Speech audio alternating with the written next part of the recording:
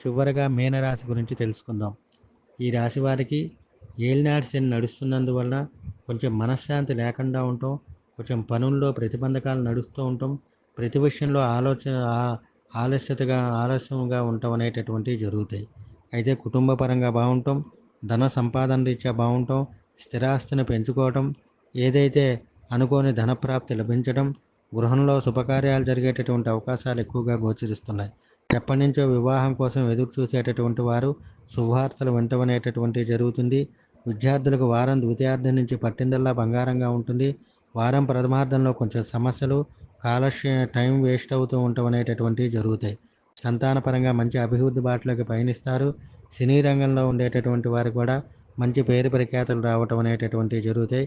రాజకీయ నాయకులకు కలిసి వచ్చే కాలంగా చెప్పవచ్చును. న్యాయపరమైనటువంటి చికాకులతో ఉన్నటువంటి వారికి వారం ద్వితీయార్థం నుంచి కలిసి రావటం అనేటటువంటివి జరుగుతుంది. షేర్ మార్కెట్లో పెట్టుబడులు పెట్టేటటువంటి వారు కూడా అధిక లాభాలు గడించేటటువంటి అవకాశాలు ఎక్కువగా గోచరిస్తున్నాయి. ముఖ్యంగా ఈ రాశి వారికి కొంచెం మనశ్శాంతి లేకుండా ఉండటం, చిన్న చిన్న అనారోగ్య సమస్యలు లాంటివి ఉన్నప్పటికీ మిగిలిన అన్ని విషయాల్లో కూడా ఈ రాశి వారికి ఈ వారం అనుకూలమైనటువంటి ఫలితాలు ఎక్కువగా గోచరిస్తున్నాయి. కనుక ప్రతి విషయంలో తొందరపాటు అనేటటువంటిది పనికిరాదు. ఈ రాశికి సంబంధించినటువంటి వారికి ఏదైతే ఎప్పటి నుంచో ఎదురు చూస్తున్నటువంటి కొన్ని సమస్యలకు చక్కటి పరిష్కారం అనేటటువంటిది లభిస్తుంది. సుఖస్థానంలో టెన్షన్లు ఉన్నప్పటికీ, వైవాహిక దాంపత్యంలో చిన్న చిన్న మనస్పర్ధలు ఉన్నప్పటికీ వాటన్నిటి కూడా అధిగమించడం అనేటటువంటివి జరుగుతాయి. అదేవిధంగా నూతన వ్యాపారాలు ప్రారంభించేటటువంటి వారు మాత్రం ఈ వారం వాయిదా వేసుకుంటే బాగుంటుంది. పార్ట్నర్షిప్ వ్యాపారస్తులకు వారం ద్వితీయార్థం నుంచి కలిసి వస్తుంది.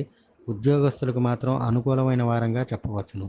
కనుక ఈ రాశి వారికి ఉన్న సమస్యలను అధిగమించడానికి శ్రీ లక్ష్మీ నరసింహస్వామి వారికి, అమ్మవారికి, స్వామికి ఇద్దరికి బుధవారం రోజు అష్టోత్తర పూజ చేయించడం, అదేవిధంగా వినాయకుడి గుడిలో బుధవారం రోజు 9 ప్రదక్షిణాలు చేసి కొబ్బరికాయ కొట్టి రావటం, దీంతో పాటుగా మంగళవారం రోజు ఆంజనేయ స్వామికి గంధ సింధూరంతో అష్టోత్తర పూజ చేయటం, ప్రతినిత్యం గురుగ్రహ కవచం వినటం, అదేవిధంగా విష్ణు సహస్రనామం వినటం, గోవిందనామాలు వినటం వల్ల వీరికి ఉండేటటువంటి సమస్యలకు చక్కటి పరిష్కారం అనేటటువంటిది లభిస్తుంది.